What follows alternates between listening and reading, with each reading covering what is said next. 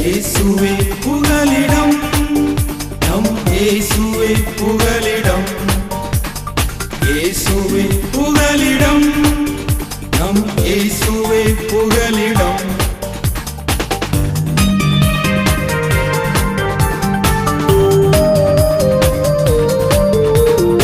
ஆறுகளை நாங்கள் கடக்கும் போதும், மலைகளை தாண்டி நடக்கும் போதும், ஆறுகளை நாங்கள் கடக்கும் போதும், மலைகளை தாண்டி நடக்கும் போதும், இம்மட்டும் எங்களை இவை போல் காத்தது சுவிசேஷம் சொல்வதற்கு. இயேசுவே புகலிடம், நம் இயேசுவே புகலிடம். இயேசுவே புகலிடம், நம் இயேசுவே புகலிடம். என்னோடு திருப்பிக் கொள்ளுங்கள். எசேக்கியா 36வது அதிகாரம் 9வது வசனம். எசேக்கியா 36 அதில் உள்ள 9வது வசனம். இதோ நான் உங்கள் பட்சத்தில் இருந்து உங்களை கண்ணோக்குவேன், நீங்கள் பண்படுத்தப்பட்டு விதைக்கப்படுவீர்கள். அல்லேலூயா. என் அன்பு தேவ பிள்ளைகளே, வீடுகளில் உட்கார்ந்து தொலைக்காட்சி மூலமாய் இந்த வார்த்தைகளை பார்த்து கொண்டிருக்கக்கூடியவர்கள், கேட்டுக்கொண்டிருக்கக்கூடிய உங்களுக்கு என் ஆண்டவர் தருகிற ஒரு அற்புதமான ஒரு வார்த்தை. இதோ நான் உங்கள் பட்சத்திலிருந்து உங்களை கண்ணோக்குவேன், நீங்கள் பண்படுத்தப்பட்டு விதைக்கப்படுவீர்கள். என் அன்பு தேவ பிள்ளைகளே, ஒரு குடும்பத்தினுடைய ஆசீர்வாதங்களுக்காக தேவன் எனக்கு வைத்திருக்கக்கூடிய வார்த்தை எது என்று சொல்லி அநேகர் இந்த இடத்துல வந்திருக்கலாம். அநேகர் அந்த எதிர்பார்ப்போடு தொலைக்காட்சி முன்பதாக நீங்கள் உட்கார்ந்திருக்கலாம். ஆண்டவர் சொல்லுகிறார், நான் உன் பட்சத்தில் இருப்பேன், உன்னை கண்ணோக்குவேன், உன்னை பண்படுத்துவேன், உன்னை விதைக்க செய்வேன் என்று சொல்லி. ஆனால் என்னுடைய கேள்வி, அவர் மோவாபியரை நடத்தினார், அவர் இஸ்ரவேலை நடத்தினார், அவர் நம்மை எப்படி நடத்தினார், அவர் நம் வாழ்க்கையில் எப்படி செயல்பட்டார்? என் அருமையான தேவஜனமே, இந்த வார்த்தையை நான் உங்கள் மத்தியில் வைக்கும் பொழுது பல சம்பவங்களை எனக்கு முன்பதாக நான் எடுத்து வைத்திருந்தேன், பல காரியங்களை பரிசுத்த வேதத்திலிருந்து எடுத்து வைத்திருந்தேன். ஆனால் ஒரு காரியத்தை நான் உணர்ந்து கொண்டேன், பரிசுத்த ஆவியானவர் இந்த இடத்துல இங்கே இப்போ உட்கார்ந்து இருக்கக்கூடிய உங்களுடைய மன ஓட்டத்திற்கு ஏற்ற வார்த்தையை தருவார். ஏனென்றால் நான் விசுவாசிக்கிறேன், நான் இருக்கிற இந்த இடம் ஒரு பரிசுத்த பூமி. விசுவாசிக்கிறவங்க ஒரு ஆமென் சொல்லலாம். அல்லேலூயா. அருமையான தேவ பிள்ளைகளே, இங்கே இந்த வசனத்தின்படி நான் பார்க்கும் பொழுது நமக்கு தேவன் எதற்காக இந்த வார்த்தையை வைத்திருக்கிறார், நம்முடைய பிரச்சனை என்ன, நம்முடைய பாடுகள் என்ன? இங்கே சொல்லப்பட்டிருக்கிறது, நீங்கள் பண்படுத்தப்பட்டு விதைக்கப்படுவீர்கள். விதைப்பை குறித்து பல காரியங்களை நாம் கண்டுகொள்ள முடியும். லூக்கா 8வது அதிகாரத்தில் ஒரு சம்பவத்தை நாம் பார்க்கிறோம். அதில் 8வது வசனத்தில் சொல்லப்பட்டிருக்கிறது, சில விதை நல்ல நிலத்தில் விழுந்தது. சில விதை தான் நல்ல நிலத்தில் விழுந்துச்சு. அப்போ இன்னைக்கு ஒரு காரியத்தை தெரிஞ்சுக்கிடுங்க, எனக்கு மிகவும் பிரியமான அன்பு தேவ பிள்ளைகளே, நீங்கள் விதைக்கக்கூடிய எல்லா விதையும் நல்ல நிலத்தில் விழாது. ஒரு ஆமென் சொல்லுங்கள். நீங்கள் கொடுக்குற எல்லா காணிக்கைகளும் சரியான இடத்துக்கு போகாது. சில நேரங்களில் கேட்பாங்க ஃபோன் பண்ணி, நான் எத்தனை வருஷமாக கொடுத்துட்டே இருக்கிறேன், ஆனால் எனக்கு வீட்டில் ஒரு ஆசீர்வாதம் நடக்கலை, என்னுடைய வீட்டில் ஒரு நன்மை நடக்கலை, இன்னும் எங்கள் வீட்டில் தரித்திரம் இருக்குது, நாங்கள் இன்னும் கஷ்டத்தில் தான் இருக்கிறோம், ஆனால் ஊழியங்களுக்கு மட்டும் கரெக்டாக கொடுத்துட்ருக்குறோம், சபைக்கு மட்டும் கரெக்டாக கொடுத்துட்ருக்குறோம், சங்கத்துக்கு ஒரு பாக்கியம் நான் வைக்கல, எல்லாமே கொடுத்துட்றேன், நான் நல்லா இருக்கிறேன், ஆண்டவருக்கு உண்மையாக இருக்கிறேன், எல்லாமே நல்லா இருக்கிறேன், ஆனால் நான் விதைச்சிட்டே இருக்கிறேன், என் வாழ்க்கையில் அதை பார்க்க முடியவில்லை என்று சொல்லக்கூடிய ஒரு பெரிய கேள்விக்குறியோடு இந்த இடத்துல அநேகர் நீங்கள் உட்கார்ந்துருக்கிறீங்க. கர்த்தர் சொல்லுகிறார், நீ பண்படுத்தப்பட்டு விதைக்கணும்னு. ஒரு ஆமென் சொல்லுங்க. நீங்கள் விதைக்கிறீங்க ஆனால் பண்படுத்தப்படலை. நீங்கள் விதைக்கிறீங்க ஆனால் தேவனுக்கு பிரியமாய் விதைக்கலை. உங்களிடத்தில் எல்லா வசதிகளும் இருக்குது, உங்கள் பிள்ளைகள் நல்ல நிலைமையில் இருக்கிறாங்க, நல்ல சம்பாதிக்கிறாங்க, நீங்கள் யாருக்கு வேணாலும் கொடுக்க முடியும். ஆனால் கர்த்தர் இன்றைக்கு விரும்புவது, அவர் உங்கள் பட்சத்தில் இருக்க வேண்டும். அவர் உங்கள் பட்சத்தில் இருக்கணும்னு விரும்புகிறார். உங்கள் பட்சத்தில் அவர் இருக்கணும்னு சொன்னால் நீங்கள் அவருக்கு பிரியமான ஒரு வாழ்க்கை வாழுகிறவராக இருக்க வேண்டும். ரெண்டாவது, அவர் உங்களை கண்ணோக்குகிறார். யார் உங்களை கண்ணோக்குவா? உங்களை யார் எப்பவும் பார்த்துட்டு இருப்பா? இன்னைக்குள்ள பிள்ளைகள் பெற்றோர்கள் எப்போ பார்த்தாலும் நீ எதுக்கு என்ன பார்த்துட்டே இருக்கிற, நான் எங்கே போகிறேன், என்ன செய்கிறேன், எத்தனை மணிக்கு உறங்குறேன், எத்தனை மணி வரைக்கும் நான் மொபைல் ஃபோன் வச்சுருக்கிறேன், நான் எப்போ லாஸ்ட்டு சீன் பார்க்குறேன், இதெல்லாம் நீ எதுக்கு பார்த்துட்டு இருக்கிறேன்னு பிள்ளைகள் பெற்றோர் என்ன செய்கிறாங்க? சத்தம் போடுறாங்க. எதுக்கு? யாருக்கும் நம்மளை இன்னொருத்தவங்க பார்க்குறது என்ன செய்யாது, பிடிக்காது. மற்றவர்கள் நம்மளை வாட்ச் பண்ணுறது பிடிக்காது. ஆனால் தேவனுடைய பிள்ளைகளாகிய நமக்கு இருக்கிற ஒரே பாதுகாப்பு அவர் நம்மை கண்ணோக்கி பார்ப்பது. இவன் எங்கே போகிறான், என்ன செய்கிறான். அருமையான தேவ பிள்ளைகளே, ஒரு காரியத்தை தெரிந்து கொள்ளுங்க. கர்த்தர் மட்டும் நம்முடைய பட்சத்தில் இல்லைன்னா நம்முடைய வாழ்க்கை எப்போவோ முடிஞ்சிருக்கிறோம். எப்போவோ இது முடிஞ்சிருக்கக்கூடிய வாழ்க்கை. ஆனால் அவர் நம்மை பட்சத்தில் வைத்து நம்மளை கண்ணோக்கி, நான் உனக்கு போதித்து நீ நடக்க வேண்டிய வழியை உனக்கு காட்டுவேன், உன்மேல் என் கண்ணை வைத்து உனக்கு ஆலோசனை சொல்லுவேன்னு சொல்லி அவர் நம்மை அற்புதமாய் நடத்தி கொண்டிருக்கிறார். ஒவ்வொரு முறையும் நேபாளுக்குள்ளால ஒரு ட்ரிப்பு வருவாங்க, அவங்க வருவாங்க, ஊழியம் பண்ணுவாங்க, போயிடுவாங்க. அதுக்கப்புறம் ஒரு காலகட்டம், ஒரு பிரச்சனைகள், சில பாடுகள், அடுத்தது ஒரு டீம் வருவாங்க, போயிடுவாங்க. அதுக்கப்புறம் புதிய மிஷினரிகள் வருவாங்க. ஆனால் எல்லாம் நடக்கும், பிரச்சனைகள் இருக்கும், சில நேரத்தில் கையில் கொஞ்சம் காசு பிடிக்கும், எல்லா விஷயம் நடக்கும். ஆனால் எல்லாத்துக்கும் மத்தியில் என்னை கண்ணோக்குகிற ஒரு தெய்வம் உண்டு, என்னை பார்த்து கொண்டிருக்கக்கூடிய ஒருத்தர் இருக்கிறாரு. அவருக்கு பயந்து இந்த தரிசனத்தை சொல்லும் பொழுது அங்கே வந்து 15 பேர் பார்த்துட்டு போவாங்க, அதில் 5 பேர் மறந்து போயிடுவாங்க, அதில் 5 பேருக்கு இது என்னன்னே புரியாமல் இருக்கும்.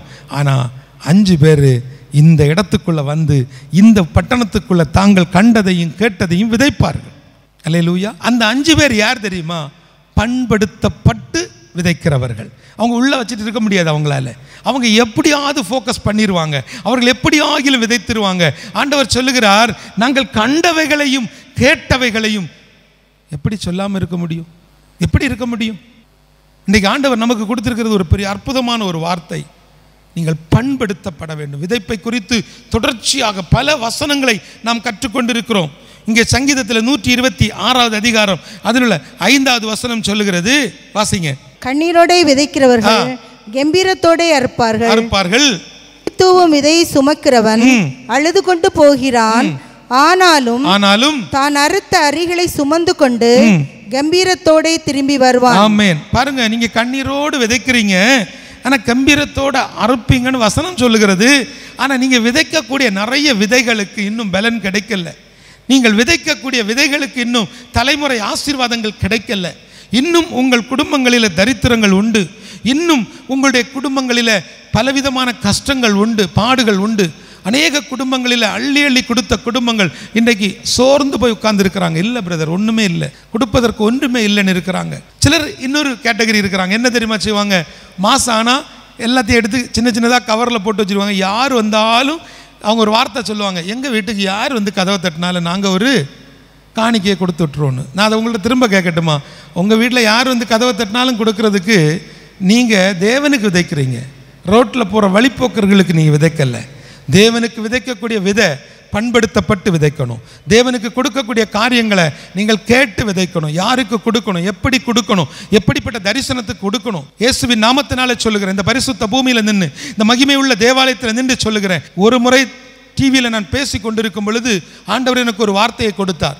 அநேகர் துக்கப்படுறாங்க, அநேகர் கஷ்டப்படுகிறாங்க, அநேகர் தங்கள் இருதயங்களில் ஐயோ ஒன்றுமில்லாத நிலைமையில் இருக்கிறாங்க. நீ சொல்லு, உங்கள் இருதயங்களில் ஒரு நிறைவோடு நீங்கள் விதைங்கன்னு அந்த வார்த்தையை சொன்ன பொழுது 5 கிராமம் பகுதியிலிருந்து ஒரு குடும்பம் வந்து நிறைவோடு வந்து இந்த ஊழியத்திற்கு விதைக்க ஆரம்பித்தாங்க, இந்த தரிசனத்துக்கு விதைக்க ஆரம்பித்தாங்க.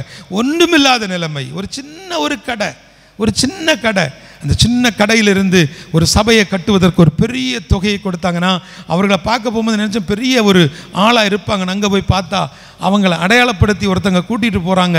அது ஒரு சின்ன முடுக்குக்குள்ளால ஒரு சின்ன பெட்டி கடை. அந்த சின்ன பெட்டி கடையில் இருக்கக்கூடியவர்களுக்கு 2 லட்சம் 3 லட்சத்தை எடுத்து தேவனுக்காக, அதுலேயும் ஒரு தரிசனத்தை கண்டு, எனக்கு அவங்க யாருன்னே தெரியாது, டிவியில் பார்த்த என்னுடைய ஒரு முகம்தான், வேற எதுவுமே கிடையாது.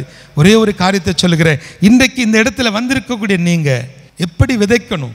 பண்படுத்தப்பட்டு விதைக்கணும். தேவன் அதைத்தான் விரும்புகிறார். நீங்கள் பண்படுத்தப்பட வேண்டும் என்று சொன்னால் உங்களுக்குள்ள இருக்க வேண்டிய ஒரு குணாதிசயம் உண்டு. நான் அதை சொல்லுவதற்கு முன்பதாக என்னோடு திருப்பிக் கொள்ளுங்க.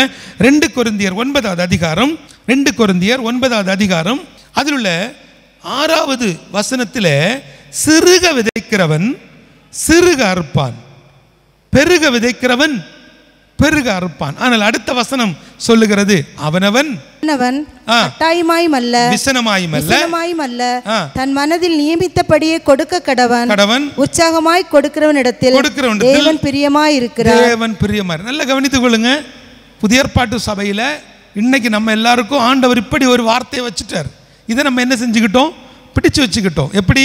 என்ன சொல்லப்பட்டிருக்கிறது? எப்பா ஒன்றும் இல்லை, உனக்கு இஷ்டம் இருந்தால் கொடு. எப்படி?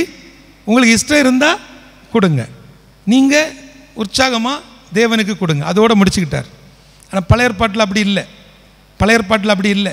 தசம பாகம் ஒன்று இருந்துச்சு. நீங்கள் அந்த விதை தானியத்தில் எடுத்து வைக்கணும், அதை கொடுக்கணும். அது சட்டமாக இருந்தது, முறைமையாக இருந்தது. இப்போ அப்படி இல்லை. இப்போ நமக்கு வந்து என்ன செய்யணும்? உண்மையை சொல்லணும்னா இன்றைக்கி நம்ம உண்மையான விசுவாசிகள் எப்படி கொடுக்கணும்னா 10 எடுத்துட்டு 90 கர்த்தருக்காக கொடுக்கணும். ஒரு ஆமேன்னு சொல்லுங்கள். அது எப்படி பிரதர் முடியும்? இங்கே 1008 பிரச்சனை. சம்பளம் வாங்க முன்னாடி நான் ஏடிஎம்மில் போய் நிற்கிறேன், என் பின்னாடி வந்து கடன்காரன் நிற்கிறான். எப்படி? நான் ஏடிஎம்மில் சம்பளம் எடுக்கிறதுக்கு போய் நிற்கிறேன், எனக்கு பின்னாடி யார் நிற்கிறா? கடன்காரன் கடனை வாங்குறதுக்கு வந்து நிற்கிறான். ஏன் நிலைமை அப்படி இருக்குது? நான் அப்படி இருக்கும் பொழுது நான் எப்படி இவ்வளோ பெரிய ஒரு காரியத்தை செய்ய முடியும்னா, ஒன்றே ஒன்று, பண்படுத்தப்பட்டால் தேவனுக்காக நீங்கள் எல்லாவற்றையும் கொடுக்க முடியும். ஆமென். சில குடும்பங்களில் சொல்லுவாங்க, பிள்ளைகள் மேல் படிப்புக்கு பிள்ளைகள் ரொம்ப கஷ்டப்படுறாங்க பிரதர், நாங்கள் இப்போ எல்லா exam, NEET exam, SAT exam, மீட் எக்ஸாம், ஓடி எக்ஸாம், அந்த எக்ஸாம், எல்லா எக்ஸாமும் பிள்ளைகள் கஷ்டப்பட்டு படிச்சுட்டு இருக்கிறாங்க, எல்லாம் எழுதிட்டு இருக்கிறாங்க. நான் திரும்பவும் சொல்கிறேன், இது எல்லாம் நடந்தாலும் தேவன் உங்கள் பிள்ளைகளுக்கு என்று சொல்லி நியமித்த ஒரு இடம் உண்டு, உங்கள் பிள்ளைகளுக்கு என்று சொல்லி நியமித்த ஒரு கல்லூரி உண்டு. அந்த இடத்துக்கு கர்த்தர் அவங்கள கொண்டு சேர்ப்பாங்க. ஏன் தெரியுமா? ரொம்ப கஷ்டப்படுறோம். இப்போ ஒரு வாரத்துக்கு முன்னாடி ஒருத்தர் கூப்பிட்டு சொல்கிறாரு, என் பிள்ளைக்கு கண்டிப்பாக இடம் கிடச்சிரும். ஆமாம் கிடச்சிரும். என் பிள்ளைக்கு கண்டிப்பாக கவுன்சிலிங் கிடச்சிரும். ஆமாம் கிடச்சிரும். அப்புறம் நேற்றுக்கு என்னாச்சு பிரதர்? இல்லை, அது ஒருத்தர் ஒரு இடத்துல போய் ஒரு 5 லட்ச ரூபா முதல்ல கொடுத்து வைக்க சொன்னார். அல்லேலூயா. இது பாருங்க, கர்த்தர் எனக்கு செய்வார். ஒருவேளை செய்யாமல் போயிட்டாருன்னா எப்படி? எனக்கு செய்வார், ஒருவேளை செய்யாமல், அந்த ஒருவேளை செய்யாமல் போயிட்டாருன்னு நீங்கள் சொன்ன மாத்திரத்திலேயே அவர் உங்கள் பட்சத்திலேருந்து போயிடுவார். விசுவாசிக்கிறவங்க ஒரு ஆமென் சொல்லணும். நிற்கணும். பாடுகள், பிரச்சனைகள், வேதனைகள், அடிகள் எல்லாம் உண்டு. எல்லாவற்றையும் தாங்கணும். அந்த சிலுவையை சுமக்கணும். அதுக்கு தான் கர்த்தர் நம்மளை அழைச்சிருக்கிறார். அது குடும்பமாக இருந்தாலும், சபையாக இருந்தாலும், ஊழியங்களாக இருந்தாலும், தரிசனமாக இருந்தாலும், எல்லா பாடுகளையும் பொறுமையாய் சகிக்கணும். நீங்கள் சகிக்கும் பொழுது அவர் உங்கள் பட்சத்தில் இருப்பார். அடுத்தது நீங்கள் பார்த்தீங்கன்னா இதே அதிகாரத்தில், எந்த அதிகாரத்தில்? எசேக்கியேல் 36 நமக்கு இன்னொரு வசனம் சொல்லப்பட்டிருக்கிறது. என்னோட நீங்கள் திருப்புங்க 36:11. உங்கள் மேல் மனுஷரையும் மிருக ஜீவன்களையும் பெருகி பலுகும்படி வர்த்திக்க பண்ணுவேன். பூர்வ நாட்களில் நீங்கள் இருந்த நிலைமையில் நான் உங்களை ஸ்தாபித்து உங்கள் முந்தின சீரை பார்க்கிலும் உங்களுக்கு நற்சீர் உண்டாக செய்வேன். அதனால் நான் கர்த்தர் என்று அறிந்து கொள்வீர்கள். நல்லா கவனித்துக் கொள்ளுங்க.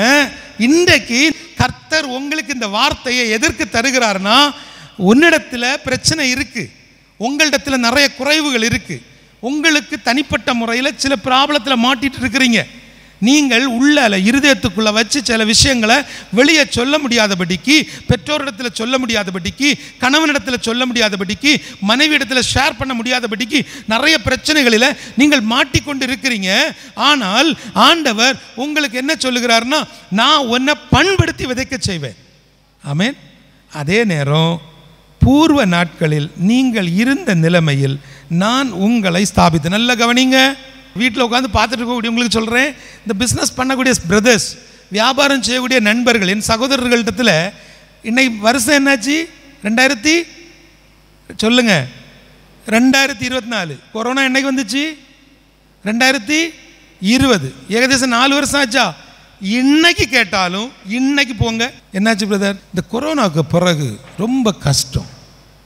இதை இப்போ எல்லா பிஸ்னஸ் மேனும் சொல்கிறாங்க, எல்லா வீட்டுக்காரங்களும் சொல்கிறாங்க, எல்லா குடும்பங்களும் சொல்கிறாங்க. அவ்வளவு ஏன் எல்லா பங்காளர்களும் இதைத்தான் சொல்கிறாங்க.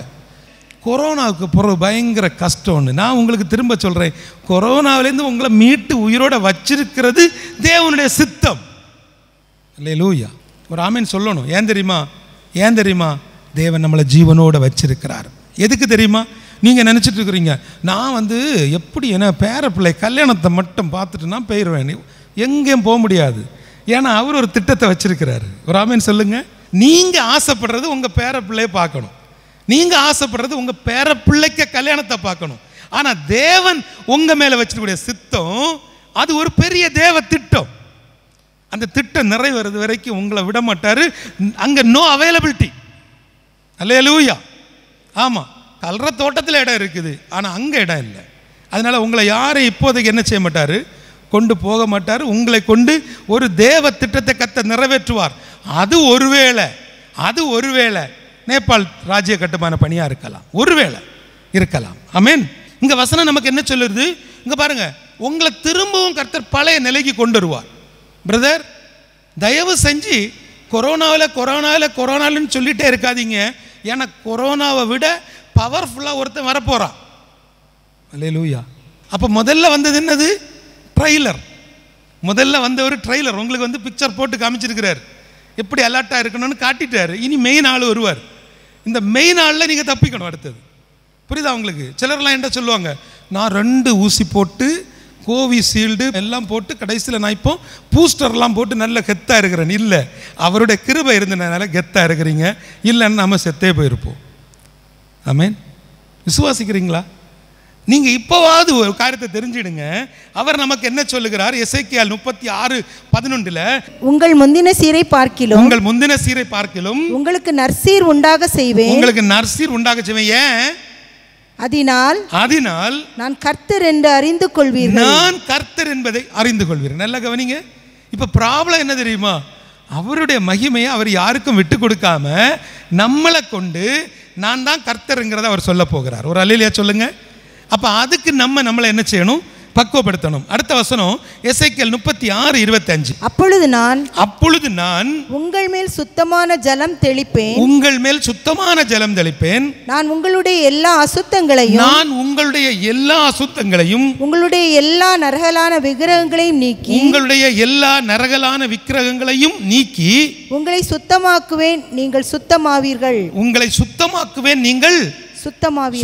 நல்லா கவனிங்கம்மா. இங்க பாருங்களா, இது இன்றைக்கும் நமக்கு தேவன் வைத்திருக்கக்கூடிய ஆசீர்வாதங்களில் ஒன்று அவருடைய ஆவியை பெற்றுக்கொள்வது. ஒரு ஆமென் சொல்லுங்க. பரிசுத்த ஆவியை பெற்றுக்கொள்வது, அவருடைய அபிஷேகத்தை பெற்றுக்கொள்வது நம்முடைய வாழ்வின் மிக முக்கியமான ஒரு காரியம். ஏன்னு சொன்னால், தேவன் என் பட்சத்திலையும் இருக்கணும், அவர் என்னை கண்ணோக்கி பார்க்கணும், எல்லாத்துக்கும் மேலே அவர் என்னை பண்படுத்தணும், என்னை விதைக்க வைக்கணும். அப்படின்னா அவர் என் கூட இருக்கணும். நான் எப்போவுமே என்ன சொல்கிறேன், நான் எப்போதும் ஜெபம் பண்ணுறேன் பிரதர், ஒரு நாளைக்கு 3 தடவை ஜெபம் பண்ணுறேன் பிரதர், எப்போவும் ஆண்டவரை தேடிட்டே இருக்கிறேன். காரில் போனால் கூட நான் அந்நிய பாசம் பண்ணி ஜெபம் பண்ணிகிட்டே போவேன். நான் சும்மா இருக்கும்போதெல்லாம் பாட்டு போடுவேன். ஒரு சிஸ்டர் சொல்கிறாங்க, நான் எல்லாம் ஒரு நாளைக்கு 8 மணி நேரம் 10 மணி நேரம் ஆண்டவரை துதிச்சுட்டே இருப்பேன். நீங்கள் ஆண்டவரை துதிச்சுட்டே இருப்பீங்க, ஆனால் ஆண்டவர் உங்கள் கூட இருப்பாரா? அவர் உங்கள் பட்சத்தில் இருப்பாரா? அதுக்கு ஒரு இது ஒன்று சரிமா, நான் எப்போவும் அவர் கரத்தை நீங்கள் அவர் கரத்தை பிடிக்கிறது பெருசு இல்லை, அவர் உங்கள் கையை பிடிக்கணும். நான் உன்னை நடத்துவேன், நான் உன்னை பெருக செய்வேன், நான் உன்னை மேன்மைப்படுத்துவேன் அவர் சொல்கிறாருன்னா அவர் உங்கள் கையை பிடிக்கணும். ஏன் தெரியுமா? இப்போ அவர் உங்கள் கையை பிடிக்கலை. ஏன்னா உங்கள் கையை ஏற்கனவே நிறைய பேர் பிடிச்சு வச்சிருக்கிறாங்க. உங்கள் கை வேற நிறைய பேருடைய கையை பிடிச்சு வச்சிருக்கு. விட மாட்டேன்னு பிடிச்சு வச்சிருக்கிறீங்க. அந்த வாலிப வயசில் உள்ள ஒரு பிரச்சனை இப்பவும் பிடிச்சு வச்சுட்டு இருக்கிறீங்க. விட மாட்டேன், ஒரு விட முடியாத ஒரு பழக்கம் பிடிச்சு வச்சுட்டு இருக்கிறீங்க. எல்லாம் விடுவோம் பிரதர், நான் என்னால் இதை மட்டும் விட முடியாது பிரதர். கிறிஸ்துவின் பிள்ளைகள், ஆண்டவருடைய பிள்ளைகளை பற்றி பேசிகிட்டு இருக்கிறேன். தெரியாமல் சில பழக்கங்களில் மாட்டிக்கொள்வாங்க. ஒரு காலத்தில் ஆண்கள் மட்டும் பழகின பழக்கங்கள் எல்லாம் இப்போ எல்லாருக்கும் ஃபேஷன், எல்லாருக்கும் மாடல். ஆமாம், சும்மா லேசாக குடிக்கிறதுல என்ன அங்கள் தப்பு இருக்குது? அப்படி கேட்கக்கூடிய அளவில் கிறிஸ்தவ பிள்ளைகள் இன்னைக்கு வளர்ந்து நிற்கிறாங்க. ரொம்ப எச்சரிக்கையாக இருங்க. நம்முடைய பிள்ளைகளை வளர்க்கக்கூடிய பெரிய பொறுப்பை கர்த்தர் நம்முடைய கரங்களில் தந்திருக்கிறார்.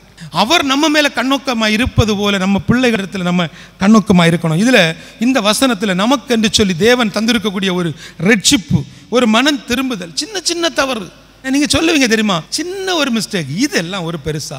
அந்த ஒரு சின்ன மிஸ்டேக் நம்முடைய வாழ்க்கையை கெடுத்து போட்டுச்சு. ஒரு எக்ஸாம் எழுதணும், அது எழுதியாச்சுன்னா வெளிநாட்டுக்கு போயிடலாம். ஒரு எக்ஸாம் எழுதணும், அந்த ஒரு எக்ஸாம்லையும் பாஸ் ஆனால் வெளிநாட்டுக்கு போயிடலாம். கன்னியாகுமரி மாவட்டத்திலேருந்து ஒரு பிள்ளை போய் எக்ஸாம் எழுதுனா எல்லாம் முடிச்சுட்டு வந்தா என்னடா சொல்கிறாப்புல, எல்லாம் ஓகே, நான் பெட்டி படுக்க எல்லாம் ரெடி, எப்போ ஓகே சொன்னாலும் நான் வெளிநாட்டுக்கு போயிடுவேன், ஃப்ளைட்டுக்கு தொங்கியாது, ஃபுட்போர்டில் தொங்கியாது, நான் போயிடுவேன், எல்லாம் ரெடி. ஆனால் எழுதின பரீட்சையில் இவ ஃபில் பண்ணுறதுல ஒரு சின்ன மிஸ்டேக், ஒரு சின்ன தப்பு அவளுடைய வெளிநாட்டு கனவை உடைச்சி போட்டுடுச்சு. வருஷம் 4 ஆக போகுது, இப்போ இங்கே தான் உட்காந்துருக்கிறா.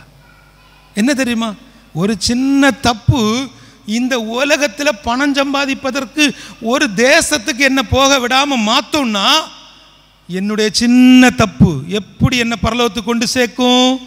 என் அன்பு தேவ பிள்ளைகளே, நீங்கள் செய்யக்கூடிய சின்ன தவறு கண்டுபிடிங்க. உங்கள் தவறை கண்டுபிடிக்கிறதுக்கு தமிழ்நாட்டுக்குள்ளே நாகர்கோவில் பட்டணத்துக்குள்ளே ஒரு ஸ்கேன் சென்டரும் இல்லை. நீங்கள் என்னென்ன தவறு பண்ணுறீங்கிறது உங்களுக்கு தெரியும். அந்த தவறிலிருந்து நீங்கள் வெளியே வரணுங்கிறத கர்த்தர் விரும்புகிறார். அவர் சொல்லுகிறார், உங்களை சுத்தமாக்குவேன், நீங்கள் சுத்தமாவீர்கள். என்னோட நம்பிக்கை என்ன தெரியுமா? நேபாள் தேசத்தில் உள்ள அந்த 77 மாவட்டத்துக்குள்ளேயும் அவர் சுத்தப்படுத்தணும். அந்த 3 கோடி ஜனங்களும் சுத்தமாகணும். இயேசுடைய ரத்தம் நேபாள் தேசத்தை சுத்திகரிக்கும். எந்த தேசத்துக்குள்ள இயேசுவை சொல்ல முடியாதுன்னு சொன்னாங்களோ, இன்னைக்கு அந்த தேசத்தில் பேரிரைச்சலின் சத்தம் கேட்குது. அந்த ஈஸ்டர் பெருநாளில் நமக்கு ஈஸ்டர் ஒரு பெரிய கொண்டாட்டம், நல்ல ஆராதனை, புதிய துணிமணி, நல்ல விருந்து. அங்கே அரசாங்கம் பயப்படுறாங்க. கிறிஸ்தவ மக்கள் அனுமதி கேட்பாங்களே, 5 லட்சம் 10 லட்சம் பேர் திரண்டு நிற்பாங்களே, இவங்களுக்கு எப்படி நம்ம அனுமதி கொடுக்கறதுன்னு இந்த வருஷம் அரசாங்கம் எடுத்த முடிவு என்ன தெரியுமா? இனி நாங்கள் உயிர்த்தெழுதல் பண்டிகைக்கு அவங்கவங்க மாவட்டத்தில் கொண்டாடிக்கோங்க, அவங்கவங்க ஊருக்குள்ளே என்ன செய்யுங்க, ரேலி நடத்துங்க. அவர் ஆமேன்னு சொல்லுங்களேன். இயேசுவை சொல்ல முடியாத தேசம். இன்னைக்கு நான் போய் நிற்கிறேன் ஒரு இடத்துல, அங்கே ஒரு மினிஸ்டர் வர்றாரு. அந்த மீட்டிங்கில் அவர் சொல்கிறாரு, ஓகே யூ ப்ரொசீட் அப்படின்னு. நான் போய் சொன்னேன், இல்லை இந்த கிஃப்ட் ஏன் கொடுக்குறேன்னு என்கிட்ட சொல்கிறாங்கன்னு. நீங்கள் சொல்லுங்கண்ணே. மினிஸ்டர் அப்படியே உட்காந்துருக்கிறார். நான் போய் சொன்னேன், எனக்கு பர்த்டே, அப்போ நீங்கள் எல்லாம் எனக்கு கிஃப்ட் கொடுப்பீங்க. ஜீசஸுக்கு பர்த்டே, நான் உங்களுக்கு கிஃப்ட் கொடுக்குறேன். ஒரு ஆமேன்னு சொல்லுங்கள். எனக்கு பர்த்டே, நீங்கள் எல்லாம் கிஃப்ட் கொடுப்பீங்க. நான் நம்புகிற தெய்வத்துக்கு பர்த்டே, இப்போ நான் உங்களுக்கு கிஃப்ட் கொடுக்குறேன். ஒரு ஆமேன்னு சொல்லுங்கள். 5 நிமிஷம் கழித்து திரும்பி பார்த்தேன், மினிஸ்டரை காணும், போயிட்டாரு. எங்களுடைய வேலைகள் எல்லாம் முடிஞ்சுது. நானும் ஒரு 10 நிமிஷம் பேசி முடிச்சிட்டோம். அப்புறம் அந்த மினிஸ்டரோட பிஏட்ட கேட்டேன், ஏன் மினிஸ்டர் இப்படி பண்ணுறாரு, ஸ்டேஜில் பேசிகிட்டு இருக்கும்போது சத்தம் இல்லாமல் கிளம்பிட்டாருன்னு. அவர் அழகான ஒரு வார்த்தை சொன்னாங்க, எப்பா நீ பேருனது மேத்யூ, நீ இங்கே எதுக்கு வந்திருக்குங்கிறது அவருக்கு தெரியும். ஸ்டேஜில் நீ மைக்க பிடிச்சிட்ட, கண்டிப்பாக நீ ஏதாவது ஒன்று இயேசுவை பற்றி சொல்லாமல் விட மாட்டேன். ஃபோட்டோ எடுக்கிறவே அவரையும் சேர்த்து வச்சு ஃபோட்டோ எடுத்து போட்டு அவருக்கு மொத்த இதுவும் போயிடும் அப்படின்ட்டு. நான் உங்களுக்கு ஒரு காரியத்தை சொல்கிறேன், கர்த்தர் உங்களை கொண்டு ஏதோ ஒரு காரியம் செய்ய போகிறார். அதுக்கு பண்படுத்தப்படுறதுன்னு என்ன தெரியுமா? பரிசுத்த ஆவியை பெற்றுக்கொள்ளுங்கள். ஒரு ஆமீன் சொல்லுங்கள். பரிசுத்த ஆவியை நீங்கள் பெற்றுக்கொண்டால் அந்த அபிஷேகம் உங்களை நடத்தும், அந்த அபிஷேகம் உங்களை போதிக்கும். தவறான வழிபாடுகள் நம்மிடத்தில் இருக்குது, தவறான வழிபாடுகள் நம்மிடத்தில் இருக்குது. அந்த தவறான வழிபாடுகள் நம்மிடத்தில் இருப்பதனால இன்னும் அவர் என்னுடைய பட்சத்தில் வர முடியலை. கடைசியாக ஒரு வசனம், எசேக்கியேல் 36 எல்லாம் கவனிங்க. கடைசியாக உங்கள் குடும்பத்துக்கு எல்லாரும் கைகளை எடுத்து இருதயத்தில் வச்சுருங்களேன். ப்ளீஸ் உங்கள் கையெடுத்து இருதயத்தில் வைங்களேன், வெக்கப்படாதீங்க, கையெடுத்து வைங்க. சொல்லுங்க, கர்த்தராகிய நான் நிர்மூலமானவைகளை கட்டுகிறேன் என்றும் பாழானதை பயிர் நிலமாக்குகிறேன் என்றும் அப்பொழுது உங்களை சுற்றிலும் உள்ள மீதியான ஜாதிகள் அறிந்து கொள்வார்கள். கர்த்தராகிய நான் இதை சொன்னேன், நான் இதை செய்வேன். என் அன்பு தேவ பிள்ளைகளே, நல்லா கவனிங்க. என் ஆண்டவர் சொல்லுகிறார், நிர்மூலமானவைகளை அவர் கட்டுவார். போன வாரத்தில் ஒருத்தர் அடிச்சுட்டே இருக்கிறார் இந்தியாவிலிருந்து. ஏதோ அவசரம்னு சொல்லி ஃபோன் பண்ணேன். ஃபோன் எடுத்தோடனே அவர் கேட்டார், பிரதர் வீட்டில் நிறைய பிரச்சனை. சரி வேறு என்ன சொல்லணும், ஜெபம் பண்ணணுமா? இல்லை பிரதர் எனக்கு கல்யாணம் பண்ணணும். ஒரு ஆமேன்னு சொல்லுங்கள். வீட்டில் நிறைய பிரச்சனை, சரி ஜெப குறிப்பை சொல்லுங்கள், எனக்கு கல்யாணம் பண்ணணும். பிரச்சனை தான் இருக்குது, அப்புறம் என்ன கல்யாணம்னு சொல்லி கேட்டால் அவர் உடனே சொல்கிறாரு, ஐயா என் வாழ்க்கையில் இப்படிப்பட்ட பிரச்சனைகள் ஆயிடுச்சு, இப்போ என்னுடைய வாழ்க்கை இப்படிப்பட்ட சூழலுமையில் இருக்குது, நான் இப்போது டிவோர்ஸ் வாங்கிட்டேன். எனக்கு ஜனவரி ஏதோ ஒரு மாதம் சொன்னார், எனக்கு டிவோர்ஸ் கொடுத்துட்டாங்கன்னு. நல்லா தெரிந்து கொள்ளுங்கள். ஒருவேளை இங்கே யாராக இருந்தாலும் வீடுகளில் உட்கார்ந்த வார்த்தையை கேட்குறீங்கன்னா, உங்கள் வாழ்க்கை மறுபடியும் கட்டி எழுப்பப்படுவது தேவனுடைய சித்தம். ஆமென் சொல்லுங்கள். உங்கள் வாழ்க்கையை திரும்ப கட்டி எழுப்புவது தேவனுக்கு ஒரு சித்தம் இருக்குது. ஆனால் இந்த உலகத்தில் நீங்கள் வாங்கின ஒரு பேப்பர், ஒரு டிவோர்ஸ் பேப்பர், அல்லன்னு சொன்னாச்சுன்னா ஒரு கவுன்சிலிங் கிளாஸு, அல்லன்னு சொன்னால் உங்களுக்கு கொடுக்கப்பட்ட அந்த ஆலோசனைகளை வச்சு நீங்கள் எதுவும் செய்ய முடியாது, செய்யக்கூடாது. ஏன்னா நீங்கள் தேவனுடைய சன்னிதானத்தில் நின்று ஒருத்தருக்கு வாக்கு கொடுத்தீங்களே, மரணம் நம்மை பிரிக்கும் மட்டும் நான் ஒன்றை விட்டு பிரிய மாட்டேன். 20ஆம் தேதிக்கு பிறகு மட்டும் ரோட்டுக்கிட்ட நின்று சண்டை போடணும். எதுக்கு? வருமானம் இல்லை, வருமானம் பத்தல்ல, குடும்பத்தை நடத்த முடியல. பரிசுத்த ஆவியானவர் உங்களுக்குள்ளே இருந்தா, அவர் உங்கள் பட்சத்தில் இருந்தா, அவர் உங்களை கண்ணோக்கினா உங்கள் வாழ்க்கையில் இந்த பிரச்சனை வராது. இப்போ உங்களுடைய வாழ்க்கையை குறித்து கர்த்தர் என்ன சொல்லுகிறார்? நிர்மூலமானதை நான் கட்டுவேன், நான் கட்டுறேன்னு சொல்கிறார். ரெண்டாவது, பாழானதை பயிர் நிலம் ஆக்குகிறேன். என்ன என்ன குடும்பத்தில் பல வருடங்களாக குழந்தை பாக்கியம் இல்லை, ஐயோ என் மகனுக்கு ரொம்ப நாள் குழந்தை பாக்கியம் இல்லை பிரதர், அதனால் நான் ஒரு பெரிய பிளான் வச்சுருக்கிறேன். எப்படி? வேறு ஏதாவது ஒன்று பார்த்து இதை ஒன்று ஏற்பாடு பண்ணணும். மகனுக்கு குழந்தை பாக்கியம் இல்லை, மகளுக்கு குழந்தை பாக்கியம் இல்லைன்னு நீங்கள் கதறிட்டு இருக்கிறீங்கன்னா, என் ஆண்டவர் சொல்லுகிறாரு, அந்த பாலானதை, அது என்ன பாலானது? மருத்துவர் சொன்னார் இல்லையா, இனி பிறக்காது. குடும்ப ஆசீர்வாதத்துக்கு கர்த்தர் பேசுகிறார். டாக்டர் சொன்னார் இனி பிறக்காது. டாக்டர் சொன்னார் கவுண்ட் கம்மியாக இருக்கு. டாக்டர் சொன்னார் 2 பேர்கிட்ட ஏதோ ஒரு கோளாறு இருக்குது, கொஞ்சம் நீர் கட்டி இருக்குது. இதெல்லாம் டாக்டர் சொன்னது, இதெல்லாம் ஸ்கேன் சொன்னது. ஆனால் என் ஆண்டவர் சொல்லுகிறார், பாழானதை பயிர் நிலம் ஆக்குகிறேன். ஒரு ஆமென் சொல்லக்கூடாதா? ஆண்டவர் உங்கள் பாழாய் இருக்கக்கூடிய நிலத்தை பயிர் நிலமாக மாற்றுவார். அந்த பயிர் நிலத்தில் நிச்சயமாய் கர்த்தர் துளிர்க்க செய்வார். இந்த வருஷத்தில் அந்த செய்தியை நீங்கள் கேட்பீங்க. கடைசியாக ஆண்டவர் சொல்லுகிறாரு, சுற்றி உள்ள மீதியான ஜாதிகள் இதை அறிந்து கொள்ளுவார்கள். ஆமென் சொல்லுங்களேன். எல்லாரும் கரங்களை தட்டி, ஆண்டவர் உங்களை மற்ற ஜாதிகளுக்கு முன்பதாக உயர பண்ணுவார். எல்லாரும் அப்படியே கண்களை மூடுங்க, அப்படியே கண்களை மூடுங்க. கிருபையும் இரக்கம் நிறைந்தவரே, பரிசுத்தமுள்ள எங்கள் நல்ல தெய்வமே, உமக்கு நாங்கள் நன்றி செலுத்துகிறோம் அப்பா. எல்லாரும் வாய்களை திறந்து, ஆண்டவரே இன்றைக்கு நாங்கள் கேட்ட இந்த வார்த்தையின்படி நீர் எங்களோடு பேசும் ஆண்டவரே. கர்த்தர் சொல்லுகிறார், கர்த்தராகிய நான் இதை சொன்னேன், இதை செய்வேன் என்று சொல்லுகிறார். எல்லாரும் வாய்களை திறந்து பேசுங்களேன். ஆண்டவர்கிட்ட பேசுங்க, அப்பாட்ட பேசுங்க. கிருபையும் இரக்கமும் நிறைந்தவரே, பரிசுத்தமுள்ள எங்கள் நல்ல தெய்வமே, இந்த நாளுக்காய் உமக்கு நன்றி. இதுவரைக்கும் நடத்தினவர் இன்னமும் நடத்துங்கப்பா. ஏசாயா 60வது அதிகாரத்தில் 22வது வசனத்தில் நீர் சொன்னது போல, சின்னவன் 1000 சிறியவன் பலத்த ஜாதியும் ஆவான். கர்த்தராகிய நான் ஏற்ற காலத்தில் இதை தீவிரமாய் நடப்பிப்பேன் என்று சொன்னீரே, உமக்கு நன்றி ஆண்டவரே. நன்றி நன்றி. நீர் எங்களோடு இடைப்பட்டதுக்காய் நன்றி. இந்த பலிபீடத்திலிருந்து கொடுக்கப்பட்ட வார்த்தைகள் இவர்கள் வாழ்க்கையில் அப்படியே நடப்பதாக.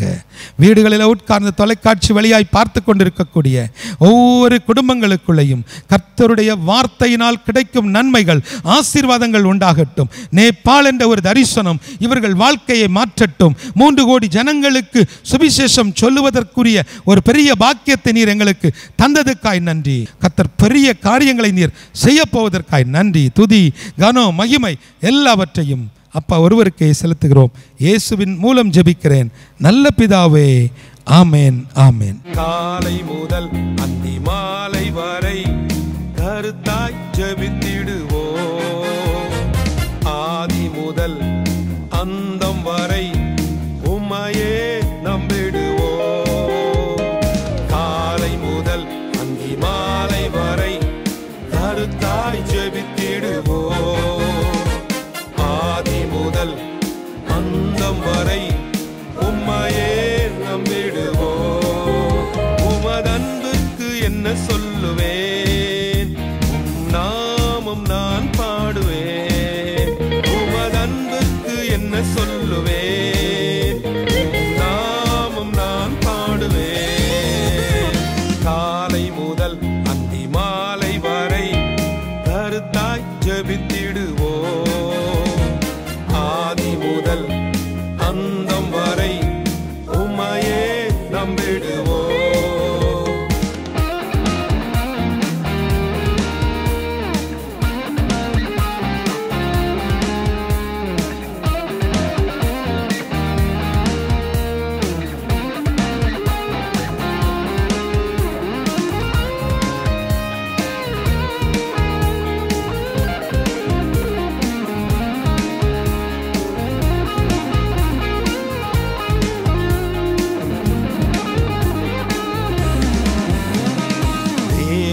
தந்த வாக்குக்கெல்லாம் காலம் அருகில் உண்டு.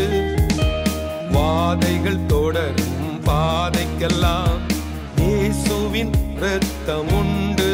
கண்ணின் மணி போல் காத்து நடத்தி உள்ள உள்ளங்கையில் வரைந்தாரே